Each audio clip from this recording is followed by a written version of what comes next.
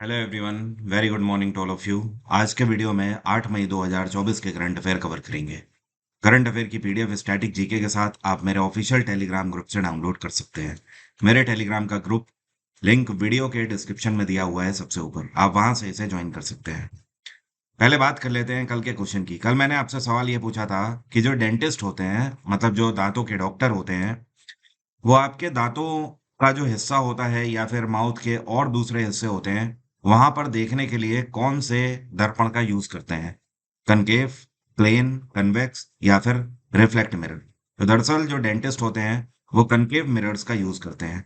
Concave mirrors की खास बात ये होती है कि ये जहां पर भी आप इनसे फोकस करते हो, उस पर्टिकुलर ऑब्जेक्ट को ये एनलार्ज करके आपको दिखाते हैं। मतलब उसका जो इमेज होता है वो आपको इसके रिफ्लेक्ट में काफी बड़ा दिखाई देता है।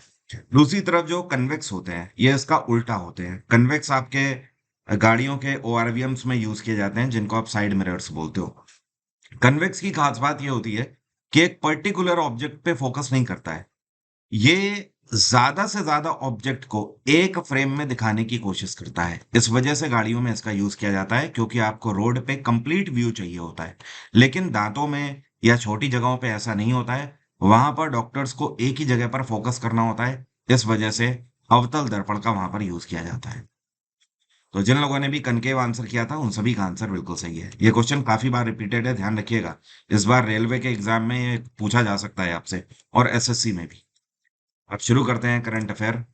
हाल ही में एक सेमीकंडक्टर कंपनी है, यह भारतीय कंपनी है, इसका नाम है माइंड ग्रोव।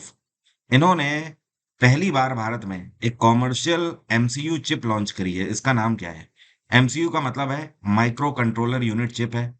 तो इसको किस नाम से इन्होंने लॉन्च किया है? इसका नाम रखा गया है सिक्योर आईओटी। आईओटी का मतलब है इंटरनेट ऑफ थिंग्स। मैं आपको पहले ही बता चुका हूं, भारत में सेमीकंडक्टर चिप्स नहीं बन रही थी।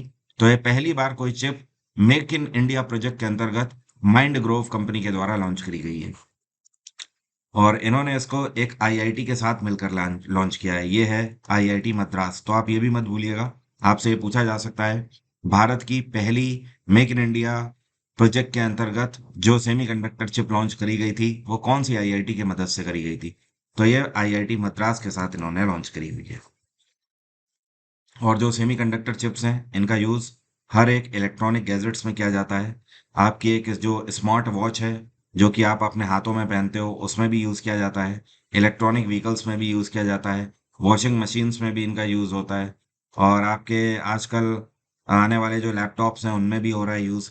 Each and every electronic device contains semiconductor chip. REC limited, इसको बोलते हैं रूरल इलेक्ट्रिफिकेशन कॉरपोरेशन। इनको रिजर्व बैंक ऑफ इंडिया का अप्रूवल मिल गया है कि ये अपनी एक नई सब्सिडरी भारत के कौन से शहर में खोलने जा रहे हैं। तो आरईसी ने फैसला लिया है कि ये अपनी नई सब्सिडरी खोलेंगे गुजरात के गिफ्ट सिटी के अंदर। आरईसी लिमिटेड जो है, रूरल इलेक्ट्रिफिकेशन कॉरपोरेशन, ये एक महारत्न कंपनी है। और इसकी जिम्मेदारी है कि पूरे भारत भर में जितने भी ग्रामीण हिस्से हैं, वहां पर बिजली की भरपाई करना, ये इसकी जिम्मेदारी है। तो अभी अपनी नई ब्रांच खोलेंगे गुजरात के गिफ्ट सिटी में। और आरईसी की स्थापना 1969 में करी गई थी। इसका हेडक्वार्टर है नई दिल्ली। इसके सीईओ हैं विवेक कुमार देवगन। कौन है? विवेक कुमार देवगन। और आरबीआई की स्थापना 1935 में करी गई थी। इसका राष्ट्रीयकरण 1949 में हुआ था। इसका हेडक्वार्टर है मुंबई। और आरबीआई के गवर्नर हैं शक्तिकांत दास। और ये आरबीआई के 25वें गवर्नर हैं।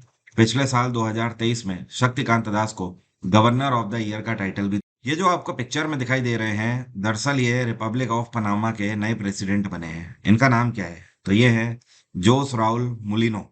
हाल ही में पनामा में इलेक्शन हुए और इन्होंने राष्ट्रपति पद के इलेक्शन जीत लिए हैं। इनको वोटिंग मिली है 34%।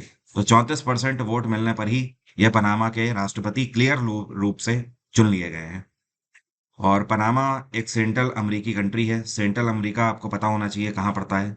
यह है नॉर्थ अमेरिका और यह है साउथ अमेरिका। इसके बीच में पड़ने वाले जो देश हैं, these are known as Central American countries. और पनामा में जो भाषा बोली जाती है, यह है स्पेनिश। यहाँ पर स्पेनिश भाषा बोली जाती है। पनामा की कैपिटल है पनामा सिटी। अच्छा, एक बात और ध्यान रखें, ये किसको सक्सीड कर रहे हैं? तो ये जिनकी जगह ले रहे हैं वो हैं लॉरेंटिनो कोर्टिजो। क्या नाम है? लॉरेंटिनो कोर्टिजो। और ये पिछले 4 सालों से पनामा के राष्ट्रपति थे। अब इनकी जगह पर मुलिनो आ जाएंगे। और पनामा में कौन सी करेंसी चलती है? इसको बोलते हैं बालबोआ। क्या बोलते हैं? बालबोआ। मैड्रिड ओपन सिंगल्स टाइटल जो है ये विमेन्स कैटेगरी में किसके द्वारा जीत लिया गया है? तो इस साल 2024 का Madrid open tennis single title महिलाओं की कैटेगरी में जीता है इगा स्वेतक ने। और इगा स्वेतक ने फाइनल में किसको हराया? तो इन्होंने आरेना सबेलेंका को हराया है फाइनल में। और इगा स्वेतक पोलैंड की खिलाड़ी हैं, आप ये ध्यान रखें। इसी में आपको एक चीज और ध्यान रखनी है कि इस बार का Madrid open tennis singles men's category title किसने जीता है? तो जो आपको पिक्चर में दिखाई दे रहे हैं ये हैं एंड्रू रुब्लेव। क्या नाम है? Andrew Rublev. और रुब्लेव रशिया के खिलाड़ी हैं। इगा स्वेतक ने आरेना सबेलेंका को हराया है। उसी तरीके से जो रुब्लेव है इन्होंने किसको हराया? तो इन्होंने फेलिक्स आउगर को हराया है। फेलिक्स आउगर ये कनाडा के खिलाड़ी हैं। आरेना सबेलेंका ने पहली बार मैड्रिड ओपन जीता है लाइफ में अपने। लेकिन एंड्रू रुब्लेव जो है इन्होंने दूसरी बार ये टाइटल जीता है। हाल ही में इंटरनेशनल नो डाइट डे कौन सा दिन मनाया गया? हिंदी में भी एक तरीके से आप ये समझ लीजिए, एक ऐसा दिवस ये मनाया जाता है अंतर्राष्ट्रीय लेवल पर जिसको मनाने का मेन उद्देश्य ये है कि आज के दिन कोई भी डाइट ना फॉलो करी जाए। मतलब अपना जो मील है उसको as a cheat meal enjoy किया जाए। तो ये दिवस पहली बार अमेरिका रीजन में मनाया गया था। और हर साल ये दिवस 6 मई को मनाया जाता है, मतलब परसों के दिन ये दिवस मनाया गया। और इस दिवस को मनाने के पीछे का मेन उद्देश्य ये है कि थोड़ा लाइफ में इजीनेस भी होनी चाहिए और कभी-कभी आपको चीट डाइट्स भी खानी चाहिए। और अमेरिकन रीजन्स के अलावा कई सारे यूरोपियन कंट्रीज में भी इसको मनाया जाता है। और इधर अगर बात करें पूर्व की तरफ तो ऑस्ट्रेलिया में भी इसको मनाया जाता है। भारत सरकार के द्वारा ये कितनी तादाद का गैर बासमती सफेद चावल है जिसको मंजूरी दे दी गई है मॉरिशस को एक्सपोर्ट करने के लिए? तो भारत सरकार ने पहले, आपको बता दूं, पिछले साल जुलाई 2023 में बैन लगा दिया था कि हम मॉरिशस को अब गैर बासमती सफेद चावल एक्सपोर्ट नहीं करेंगे। उसका कारण ये था कि हमारे देश में इसकी सप्लाई को बूस्ट करना था हमें। मतलब हमारे अपने लोगों के लिए तो खाने के लिए होना चाहिए ना चावल। तो जिसके लिए इस पर बैन लगा दिया गया था एक्सपोर्ट करने के लिए। लेकिन अभी स्थिति कंट्रोल में है। इस वजह से भारत सरकार ने इसको रिज्यूम कर दिया है। मॉरिशस को 14,000 टन गैर बासमती सफेद चावल एक्सपोर्ट किया जाएगा। मॉरिशस के अलावा कुछ और भी देश हैं जिनको हम चावल सप्लाई करते हैं, जैसे कि मलेशिया हो गया। और पास में ही अगर बात करें तो नेपाल को भी हम सप्लाई करते हैं। सेशल्स हो गया, फिलीपींस हो गया एंड कैमरून हो गया। ये वो देश हैं जो कि हमसे जो चावल हैं ये भारी मात्रा में सप्लाई लेते हैं। मॉरिशस की कैपिटल क्या है? इसको बोलते हैं पोर्ट लुइस। क्या बोलते हैं? Port Louis. मॉरिशस के प्रधानमंत्री हैं Pravind Jugnauth. Pravind Jugnauth. Real Madrid club के बारे में तो सभी लोग जानते हैं। ये एक स्पेनिश फुटबॉल क्लब है, पूरे दुनिया में फेमस है। बार्सिलोना भी फेमस है। तो रियल मैड्रिड ने अभी हाल ही में 2024 का ला लीगा टाइटल अपने नाम कर लिया है। इसी के साथ रियल मैड्रिड ने टोटल कितने ला लीगा टाइटल्स जीत लिए हैं? तो ये रियल मैड्रिड का 36वां ला लीगा टाइटल था, 36। और रियल मैड्रिड पूरे दुनिया में वो फुटबॉल क्लब है जिसने आज तक सबसे ज्यादा बार ला लीगा टाइटल जीते हैं, 36 बार। और सेकंड नंबर पे है बार्सिलोना। बार्सिलोना ने आज तक ला लीगा टाइटल 27 बार जीता हुआ है। ये कौन से फॉर्मूला वन कार रेसर हैं जिन्होंने 2024 का मियामी ग्रैंड प्रिक्स टाइटल जीत लिया है? और आपको बता दूं इनके जिंदगी में पहली बार इन्होंने मियामी ग्रैंड प्रिक्स टाइटल जीता है। तो जो आपको पिक्चर में दिखाई दे रहे हैं ये ब्रिटिश कार रेसर हैं लैंडो नॉरिस। इन्होंने इस बार मियामी ग्रैंड प्रिक्स अपने नाम कर लिया है। और सेकंड नंबर पे जो रहे, वैसे जो लैंडो नॉरिस हैं ये ब्रिटिश खिलाड़ी हैं और ये मैक्लेरन टीम से रेस करते हैं। मैक्लेरन कार का ब्रांड है। और सेकंड नंबर पे जो रहे ये रहे मैक्स वर्स्टन, इस बार सेकंड नंबर पे रहे। और थर्ड नंबर पे जो रहे ये हैं चार्ल्स लेक्रेक। तो फर्स्ट सेकंड थर्ड आप इसमें ध्यान रखें। इसके अलावा अगर बात करें तो 2024 के कुछ ऐसे टाइटल हैं जो कि मैक्स वर्स्टन ने अपने नाम किए हैं। जैसे कि 2024 का चाइनीज ग्रैंड प्रिक्स मैक्स वर्स्टन ने जीता है। जापानीज ग्रैंड प्रिक्स भी इन्होंने जीता है। और सऊदी अरेबियन ग्रैंड प्रिक्स भी मैक्स वर्स्टन ने ही। हाल ही में टाटा पावर रिन्यूएबल एनर्जी और सतलज जल विद्युत निगम दोनों के बीच में कितनी कैपेसिटी की क्लीन एनर्जी प्रोजेक्ट को लेकर पैक्ट साइन किया गया है? तो इन दोनों ने 460 मेगावाट बिजली का उत्पादन करने के लिए आपस में पैक्ट साइन किया है। सतलज जल विद्युत निगम जो है, ये भी जाहिर सी बात है एक बिजली सप्लाई करने वाली कंपनी है। इसकी स्थापना 1988 में करी गई थी। इसका हेडक्वार्टर है शिमला और इसके चीफ हैं इस टाइम पे नंदलाल शर्मा। कौन है? नंदलाल शर्मा। और ये जो पैक्ट है, इस पैक्ट के अंतर्गत आने वाले समय में 460 मेगावाट बिजली का तो उत्पादन किया ही जाएगा। इसके अलावा हर साल अगर देखा जाए तो 3000 मिलियन बिजली की यूनिट्स का उत्पादन किया जाएगा और जिसकी मदद से 2200 million kilo carbon dioxide emissions को रोका जाएगा। और इतना ही नहीं, इस टाइम पर टाटा ग्रुप जो है ये पूरे भारत भर में कितनी बिजली का उत्पादन कर रहे हैं? तो ये 9421 मेगावाट बिजली का उत्पादन कर रहे हैं। हाल ही में एक रिपोर्ट आई है रिजर्व बैंक ऑफ इंडिया की। आपको पता है पिछले साल मई के महीने में भारत सरकार ने 2000 रुपए की करेंसी बंद कर दी थी। तो आरबीआई के पास वो नोट वापस पहुंच गए हैं। तो रिजर्व बैंक ऑफ इंडिया ने अभी एक रिपोर्ट जारी करी है। उस रिपोर्ट से पता लगा है कि कितने नोट आरबीआई के पास वापस आ गए हैं। तो ये रिपोर्ट कहती है 97.76% नोट आरबीआई के पास वापस आ गए हैं। बाकी 2.24% जो नोट है ये वापस नहीं आए हैं। लोगों ने इसे नहीं बदले हुए हैं। और 2.24% का मतलब ये हो गया, इसकी वैल्यू हो गई 7961 करोड़, 7961 करोड़ के जो नोट्स हैं ये आरबीआई के पास बस वापस नहीं आए हैं। बाकी सारी करेंसी वापस आ गई है।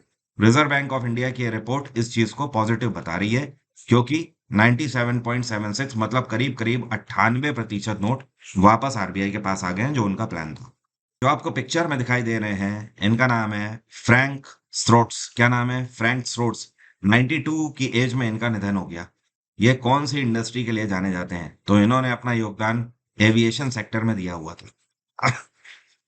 आज की डेट में विमान बनाने वाली दुनिया की सबसे बड़ी कंपनी जिसका नाम है बोइंग, बोइंग लिमिटेड, जो कि अमेरिकी कंपनी है। बोइंग लिमिटेड के ये डायरेक्टर रह चुके हैं 1986 से लेकर 1996 तक। जब तक ये डायरेक्टर थे इन्हीं के टाइम पीरियड पे बोइंग के फेमस एयरक्राफ्ट लॉन्च किए गए थे, जैसे कि बोइंग 747 और बोइंग 737। और इसके अलावा मोस्ट फेमस बोइंग 777 जो कि अभी भी चल रहा है।